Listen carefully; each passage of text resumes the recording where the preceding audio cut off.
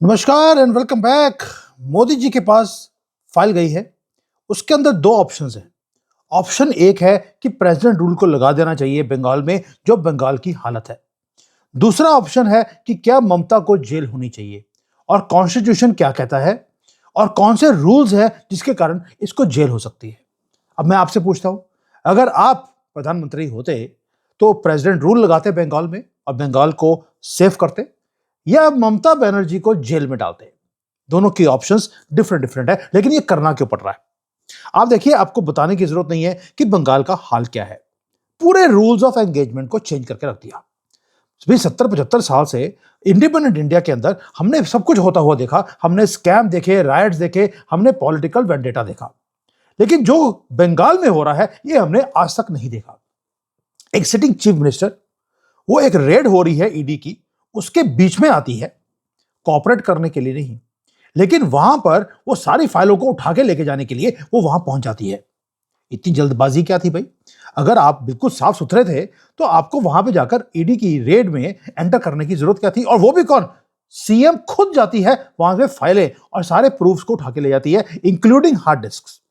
ED अपना job कर रही है और प्रीमाइसिस था प्रतीक जैन के ऑफिस का। रैंडम टारगेट नहीं था, ब्रेन है पूरा, ये दिमाग है इस बंदे का, प्रतीक जैन का। ओ भाई, जैन है, प्रतीक जैन का दिमाग है कि किस तरह से इलेक्शंस को जीतना है वेस्ट बंगाल के अंदर, और ये पूरा का पूरा मैनेज करता है इलेक्शंस को। सडनली पूरा का पूरा प्रोटोकॉल को कोलैप्स कर दिया। ममता बनर्जी आती है, अकेली नहीं आती, पूरी पुलिस की फोर्स को साथ में लेके आती है। यानी कि ईडी के अगर 5-6 लोग थे, वो वहां पर 50 पुलिस वाले लेकर आ गई। प्रीमाइसेस के अंदर एंटर करती है, फेडरल एजेंट्स के साथ हाथापाई करती है, एंड देन अनथिंकेबल, पूरी की पूरी फाइल्स को हाथ से छीनकर इवन इलेक्ट्रॉनिक एविडेंस को लेकर निकल जाती है। यानी कि जो रेड करने आए थे उन्हीं के ऊपर रेड कर दी।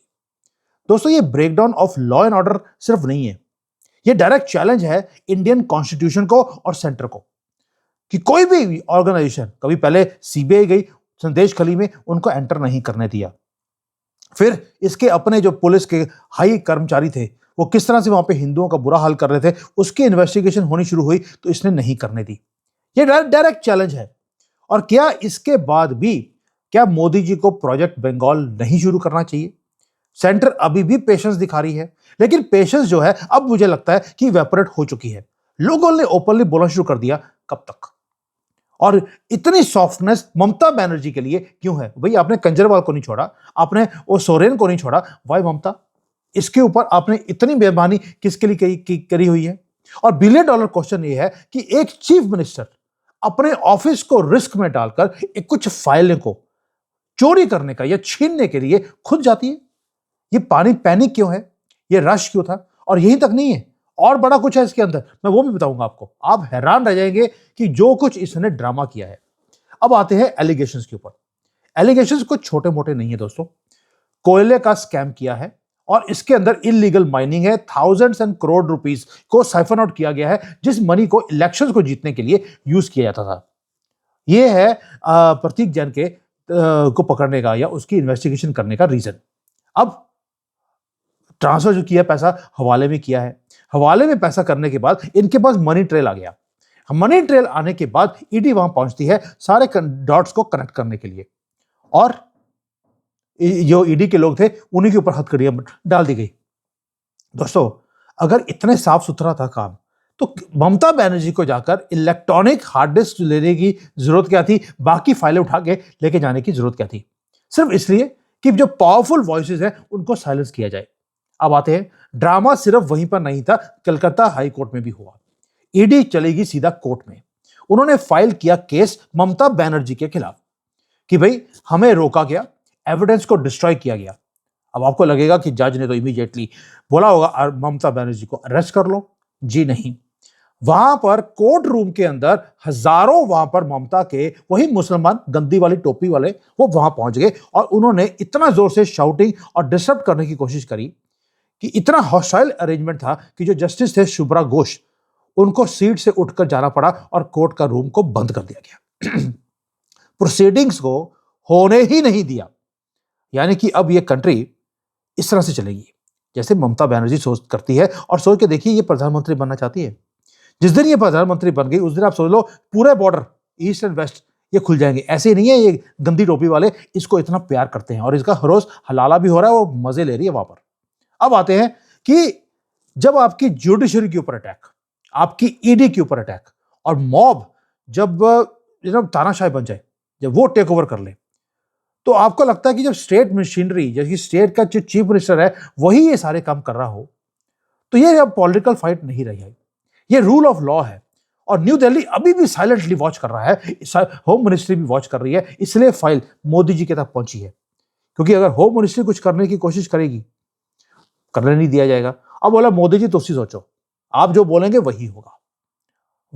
करता बंद कर रहा है, लेकिन उसके बाद कोर्ट को बंद किया, उसके बाद भी रुके नहीं।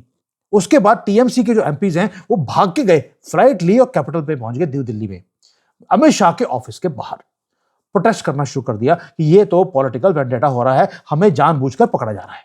भाई अगर आप साफ सुथरे थे, पकड़ने की जरूरत नहीं है, कोई आपके पास प्रूफ आएगा नहीं तो आपको पकड़ेंगे कैसे। लेकिन अमित शाह ने भी पूरी की पूरी स्क्रिप्ट को फ्लिप कर दिया। दिल्ली पुलिस को बुलाया गया और उन्होंने वहां पर ना उनको चाय कॉफी पीछे बालों से खींच कर लेके गए हैं। डेरेक ओब्रायन, महुआ मोइत्रा, ये सबको दे वर ड्रैग्ड, दे वर डिटेन्ड। विजुअल्स बड़े क्लियर थे कि सेंटर अब किसी भी मूड में नहीं है कि पॉलिटिकली करेक्ट होना चाहिए। ये जो पुराना विक्टिम कार्ड का इनका जो केस है मुसलमानों का या ममता बनर्जी का, ये अब नहीं चलेगा। अगर आप ऑब्स्ट्रक्ट करेंगे फेडरल इन्वेस्टिगेशन को सुबह और शाम को आप कहेंगे डेमोक्रेसी मर गई, ये नहीं चलेगा साहब।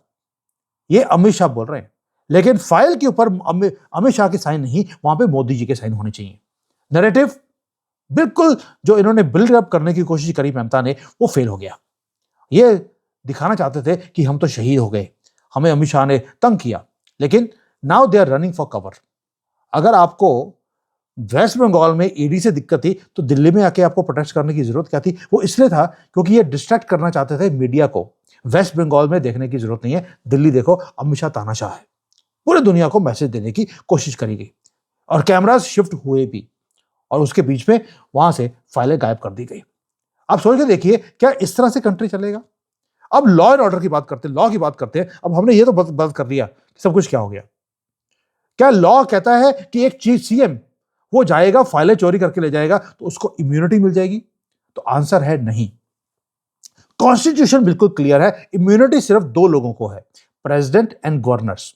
प्रधानमंत्री के ऊपर भी अगर इलेक्शन इसके धांधली के अगर एलिगेशन लगेंगे या सीएम के ऊपर, उसे पकड़ लिया जाएगा। वो बिल्कुल कॉमन सिटीजन की तरह उनके पास रूल्स हैं। और जो ये पीएमएलए है, prevention of money laundering act, ये बहुत ही ज्यादा स्ट्रांग है। आपने अगर ऑब्स्ट्रक्ट किया या डिस्ट्रॉय करने की कोशिश करी एविडेंस को, आप लायबल हैं, आपको जेल होगी। और ईडी ने जो फाइल किया केस को, उसके अंदर सीएम ममता बनर्जी का नाम दिया गया है as a party in the petition. ये अनप्रेसिडेंटेड है। वो एक्यूज कर रहे हैं हेड ऑफ द स्टेट को, और सेक्शन 67 जो पीएमएलए का है वो पावरफुल वेपन है।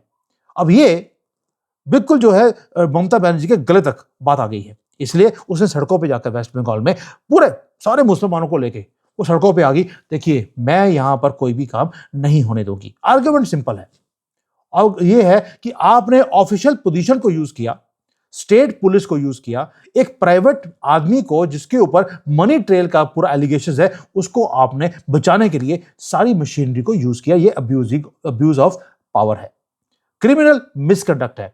और लो कोई भी लीगल ग्राउंड जो ग्राउंड वर्क है वो ले कर दिया गया है। अब ये कोई भी लीगल एलिगेशन इसको बचा नहीं सकती। और ये अब होगा क्या, ये अरेस्ट करने से ये बच नहीं सकती दोबारा से। फाइल मोदी जी के पास है, या तो प्रेसिडेंट रूल लगाइए या इसको पकड़ के अंदर कीजिए। अब फाइल के ऊपर लिखा है प्रोजेक्ट बंगाल। अब आपको क्या लगता है मोदी जी दोनों में से क्या करेंगे? अब दो ऑप्शन मैंने बताई आपको। एक है आर्टिकल 356, प्रेसिडेंट रूल लगा दीजिए, गवर्नमेंट को डिसमिस कर दीजिए और वहां पर बोल दीजिए कि कॉन्स्टिट्यूशन वहां पे खतरे में है, स्टेट खतरे में है, नेशनल सिक्योरिटी का मामला है, और आपके पास तो ग्राउंड भी है। जज को अपने कोर्ट को जोड़कर भागना पड़ा, पुलिस ऑब्स्ट्रक्ट करती है ईडी को, ट्रैप सेट कर दिया गया है, और इलीगल बांग्लादेशियों को पूरे स्टेट में आपने बैठाकर पूरे स्टेट को अपने कब्जे से, भारत के कब्जे से बाहर निकालने की कोशिश कर रही है ममता बानो। और ममता खुद सड़कों पे आके वहां पे पथराव करने की कोशिश कर रही है, और अपने आपको क्या बोल रही है? Daughter of the Bengal. अब आते हैं कि आपको लगता है मोदी जी ये वाला ऑप्शन लेंगे? अगर मेरे से पूछेंगे, मोदी जी कभी भी ये काम नहीं करेंगे, क्योंकि मोदी जी बार बार एक काम बोलते हैं, कांग्रेस ने चलती हुई गवर्नमेंट्स को गिरवाया, मैं ये काम नहीं किया मैंने 11 साल में। वो इस ट्रैक रिकॉर्ड को खराब नहीं करना चाहते, पहली बात। दूसरा दूसरा ये है कि अगर उन्होंने ये काम किया तो ये तो शहीद हो जाएगी कि देखिए जी मेरी गवर्नमेंट को गिरवा दिया, मोदी जी ये आउटसाइडर्स है जो बंगाल के बाहर से जो आए हैं, इन्होंने हमारी गवर्नमेंट को गिरवाया है, आइए इनको ही हम बाहर निकलते हैं, अब हम बांग्लादेश का पार्ट बनेंगे। ग्रेटर बंगाल की बात करना शुरू कर देगी वेस्ट बंगाल की डॉटर ऑफ वेस्ट बंगाल। यानी कि आप ये नैरेटिव को हार जाते हैं। दूसरा है, आप इसको अरेस्ट कीजिए। अब अरेस्ट करेंगे तो आपको सिर्फ क्या है, एक इंडिविजुअल को टारगेट कर रहे हैं, गवर्नमेंट को नहीं करवा रहे, गवर्नमेंट चलती रहेगी। और जो लॉ ब्रेकर है उसको अपने कस्टडी में डाल दिया, जैसे आपने झारखंड में और दिल्ली में किया था। पैटर्न विजिबल है। हेमंत सोरेन अरेस्ट हुए थे सीएम होते हुए, केजरीवाल भी अरेस्ट हुए सीएम होते हुए, लेकिन गवर्नमेंट चलती रही, लीडर्स जेल में थे। इससे क्या होगा कि जो ये शहीद बनने की इनकी जो है, देखिए जी हमारी गवर्नमेंट को गिरवा दिया, वो जो प्ली है वो डिसमिस हो जाती है। अब क्रिमिनल केस इसके ऊपर है, कोई पॉलिटिकल केस नहीं है। यानी कि मेरा अपना मानना है मोदी जी इसको अरेस्ट करने वाला जो रूट है उसको लेने की कोशिश करेंगे, इसकी गवर्नमेंट को गिरवाने वाला और प्रेसिडेंट रूल लगाने वाला, ताकि उनका ट्रैक रिकॉर्ड खराब ना हो जाए। स्टेट हाथ से निकल जाए कोई दिक्कत नहीं है, लेकिन ट्रैक रिकॉर्ड ठीक होना चाहिए। अब चेस बोर्ड के ऊपर देखते हैं। बीजेपी अभी भी रश नहीं कर रही। उन्होंने टीएमसी को पहले तो गलतियां करने दी। अब उनको मालूम था कि टीएमसी वायलेंटली रिएक्ट करेगा, तो जब भी वो रिएक्ट करते हैं तो उनकी जो फाइलें हैं वो अब ऐसे है कि फाइल इतनी होती है, ये बहुत बड़ी फाइल हो चुकी है, लेकिन फाइल अभी भी बीजेपी वाले अभी भी फाइल मोटी करते जा रहे हैं। अब ये जो मोटी फाइल कर रहे हैं, इसको करना क्या है, इसके ऊपर मोदी जी जो है वो डिसाइड करेंगे कि भाई इसका करना क्या है। और आपको मालूम है वो तो ठंडी करके खाते हैं, भाई ठंडी करके खाते हैं, 11 साल हो गए, कोई बात नहीं, ठंडी करने दीजिए। अब ये जो हो रहा है वहां पर वेस्ट बंगाल में, दोस्तों मैं खुद परेशान हूं कि कितना टाइम हम लगाएंगे। अब इलेक्शंस का टाइम आ गया है बंगाल के अंदर, और ममता बनर्जी भी चाहती है कि वो अपने आप को पोर्ट्रे करे कि भाई मेरे ऊपर इन्होंने, बाहर से लोगों ने आकर मेरे स्टेट को खराब करने की कोशिश करी है, मेरी गवर्नमेंट को गिरवाने की कोशिश करी है। इसलिए उसने एक स्टेट, वेस्ट बंगाल के स्टेट के अंदर अपनी ही एक और स्टेट बना दिया। वो तो कहती है मैं प्रधानमंत्री हूं वेस्ट बंगाल की, और कॉन्स्टिट्यूशन ऑफ इंडिया, क्योंकि मुसलमान उसके वोटर हैं, कॉन्स्टिट्यूशन ऑफ इंडिया को वो मानती नहीं है, शरिया को मानती है। चलिए अब सेंटर को चाहिए शरिया लगा दीजिए उसके ऊपर। अब शरिया के अंदर भी यही है कि आपने गलत काम किया, आपको तो हाथ काट देने चाहिए, आप हाथ काट दीजिए। दोस्तों बंगाल अपने हाथ से निकलता जा रहा है, और मोदी जी बोलते हैं मैं बंगाल से फाइट नहीं कर रहा हूं, जो इनका पूरा सिंडिकेट है उसको मैं फाइट कर रहा हूं, और उसे कैप्चर करना जरूरी है।